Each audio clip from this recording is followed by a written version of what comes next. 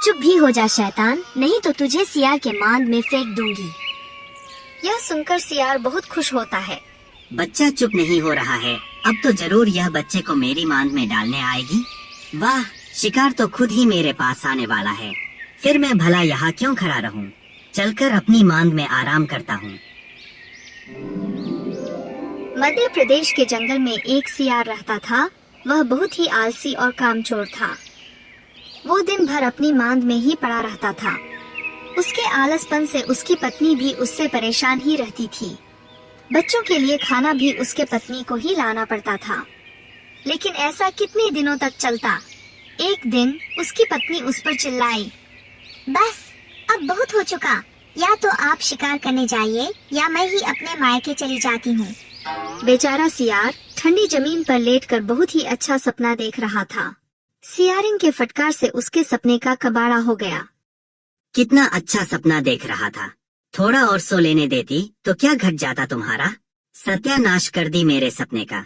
बस सपने ही देखो और कोई काम धंधा तो है नहीं तुम्हें। लास्ट बार समझा रही हूँ, शिकार करने जाते हो कि मैं अपने मायके जाऊँ। ठीक है भाग्यवान, जाता हूँ। तुम तो नहा धोकर मेरे पीछे ही पड़ गई हो। जब देखो तब कोसती रहती हो। आज तो मैं शिकार करके ही आऊंगा। यह कहकर सियार निकल पड़ा। सुनो, इंसानों की बस्ती की ओर मत जाना, वह तुम्हें देखेंगे तो डंडों से मार के खदेड़ देंगे। यह सुनते ही सियार की आंखें चमक उठी। वह तेवर में आकर बोला, रोज रोज ताना देती रहती हो, अब तो मैं इंसान का ही शिकार करके लाऊंगा। ऐसा बोलकर सियार बस्ती की ओर चल पड़ा। थोड़ी ही देर में सियार बस्ती के समीप पहुंच जाता है, परंतु बस्ती में घुसने की उसकी हिम्मत नहीं हो रही थी। सियारिन से बोल तो दिया हूँ, परंतु इंसानों का शिकार करना किसी चुनौती से कम नहीं है। सुना हूँ कि वह हम सियारों को पकड़ लेते हैं तो बहुत मारते हैं, और बिना शिकार लिए घर जाना खतरे से खाली नहीं है। सियारिन गुस्से में है, हो ना हो वह आज मेरा ही शिकार न कर दे। ऐसा करता हूँ, थोड़ा देर इंतजार कर लेता हूँ। जब बस्ती शांत हो जाए तब अंदर जाऊंगा। वहाँ चूहा बिल्ली जैसे कुछ ना कुछ तो मिल ही जाएगा। कुछ ही देर में मौका देखकर जब सियार को लगा कि खतरा टल गया है, सियार बहुत ही सावधानी से बस्ती में दाखिल हुआ। जब वह चलते चलते एक घर के करीब से गुजर रहा था तो उस घर से किसी बच्चे की रोने की आवाज आ रही थी। वह सियार वही दुबककर छिप गया और सुनने लगा कि घर में बच्चे के अलावा और कोई है या नहीं।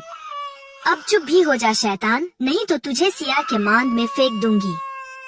यह सुनकर सियार बहुत खुश होता है। इधर बच्चा था कि चुप होने का नाम ही नहीं ले रहा था। बच्चा चुप नहीं हो रहा है, अब तो जरूर यह बच्चे को मेरी मांद में डालने आएगी। वाह, शिकार तो खुद ही मेरे पास आने वाला है। फिर मैं भला यहाँ क्यों खड़ा रहूं? चलकर अपनी मांद में आराम करता हूँ। ऐसा सोचकर सियार अपनी मांद की तरफ लौट गया। मांद में पहुँचते ही उसे देखकर, अरे इतनी जल्दी वापस आ गए, और शिकार कहाँ है? सियार ने अपनी शेखी बघारते हुए कहा, शिकार पीछे से आ रहा है। तुम मुझे मामूली समझ रही थी ना? आज मैंने इंसान का शिकार किया है और वह खुद ब खुद मेरे पास अभी पहुंच जाएगा। मैं कुछ समझी नहीं। मुझे समझना सबके बस की बात नहीं है। थोड़ी देर रुको, सब समझ जाओगी। अब सियार आराम से जमीन पर लेट गया और शिकार के आने का इंतजार करने लगा। कुछ देर बाद, कहाँ है आपका शिकार? अब सियार भला क्या जवाब देता, उसे तो कुछ समझ में ही नहीं आ रहा था। रुको, देखकर आता हूँ।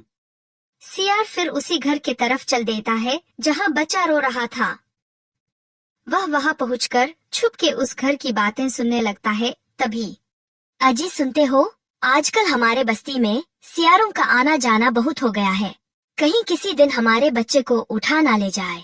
आप जरा बाहर देख कर आइए, कहीं कोई सियार तो नहीं घूम रहा है। हाँ, ठीक ही कह रही हो, मैं अभी देख कर आता हूँ।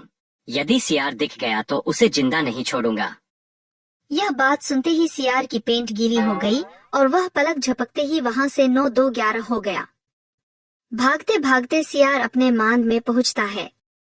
उसे ऐसे घबराए देख सियारिन ने पूछा, क्या हुआ जी, ऐसे भागते हुए क्यों आ रहे हो? अरे बात मत करो, आज तो मरते मरते बचा हूँ। यह इंसान भी बड़े विचित्र होते हैं, कहते कुछ और हैं और करते कुछ और हैं। क्या मतलब है आपका? मैं कुछ समझी नहीं, मुझे पूरी बात तो बताओ। सियार ने उसे पूरी घटना सुनाई। आप केवल आलसी ही नहीं, बेवकूफ भी हो।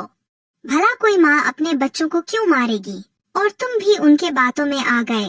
वो तो अच्छा हुआ कि उनकी निगाहें आप पर नहीं पड़ी, वरना वो आपको छोड़ते नहीं।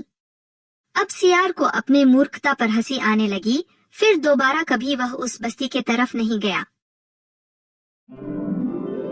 एक जंगल में कौवा पेड़ पर बैठकर आराम कर रहा था। उसे एक हिरन जंगल में घास खाता हुआ दिखाई दिया। हिरन को देखकर उसे बातें करने की इच्छा हुई और वह बोला, कैसे हो हिरन भाई?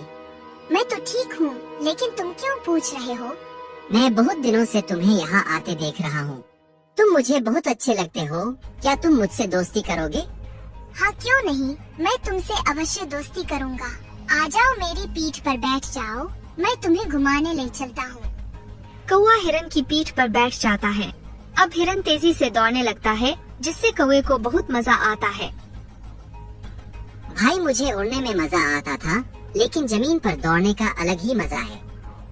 उस दिन से हिरन कौवे को दिन भर अपनी पीठ पर बैठाकर दौड़ता रहता था। उसके बाद दोनों उसी पेड़ के नीचे आकर बैठ जाते। दोनों कुछ देर बातें करते। फिर शाम के समय हिरन अपने झुंड में वापस चला जाता। एक दिन जब हिरन अपने झुंड में वापस जा रहा था, तो एक सियार उसे देखता है। हिरन को देखते ही सियार के मुंह में पानी आ जाता है। सियार मन ही मन सोचता है, अगर ये हिरन मुझे खाने को मिल जाए तो इसे कई दिनों तक खाता रहूंगा और मुझे किसी दूसरे जानवर की भी जरूरत नहीं पड़ेगी। लेकिन इसे पकड़ूं कैसे? यह तो बहुत तेज है, तेजी से भाग कर निकल जाएगा। सियार एक योजना बनाता है कि किसी तरह इस हिरन से दोस्ती की जाए। अगले दिन हिरन जब कौवे से मिलने जा रहा था, रास्ते में उसे सियार ने रोका। सियार को देख हिरन डर गया। फिर सियार बोला, डरो नहीं भाई, मैं तो तुमसे दोस्ती करना चाह रहा था। नहीं भाई, हमारी तुम्हारी कभी दोस्ती नहीं हो सकती। तुम हमारे शत्रु हो और हमारे भक्षक भी। मौका मिलते ही तुम मुझे अपना शिकार बना लोगे। नहीं भाई, मैं वैसा नहीं हूँ। मैं तुम्हारे साथ कभी विश्वासघात नहीं करूँगा, मेरा विश्वास करो। अभी दोनों बात कर ही रहे थे कि वहाँ हिरन का दोस्त कौवा आ जाता है। अरे भाई, आज ये तुम्हारे साथ में कौन है? ये सियार मुझसे दोस्ती करना चाहता है। भला शत्रु से भी कभी दोस्ती हो सकती है, ऐसी गलती कभी मत करना। कौवे की बात मानकर हिरन सियार को मना कर देता है। भाई, मैं तो केवल तुमसे दोस्ती कर रहा था। मैं उन सब सियारों जैसा नहीं हूँ, इसीलिए उन्होंने मुझे अपने झुंड से निकाल दिया है। अब तो मुझे जीवन भर अकेला ही रहना पड़ेगा। इस संसार में मेरा कोई नहीं है। सियार की बात सुन हिरन को दया आ जाती है। अगर ऐसा है तो मैं तुमसे दोस्ती कर लेता हूँ। यह सुनकर सियार बहुत खुश हुआ। इस तरह तीनों मजे से रहने लगे। एक दिन सियार ने हिरन से कहा, भाई, क्या यह सूखी घास खाते रहते हो? मेरे साथ चलो, यहाँ पास ही में ताजी फसल के खेत है, वहाँ मजे से खाने को मिलेगा।